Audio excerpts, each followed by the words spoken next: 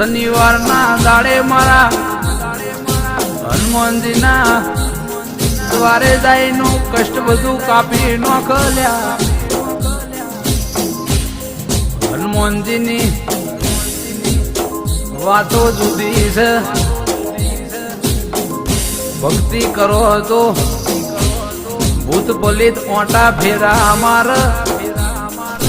મારા હનુમાનજી દાદા ને આવી જબરી વાતો મારા ડભોડિયા હનુમાનની ધજાના જે દર્શન કર એની પેઢીનો ભવ સુધરી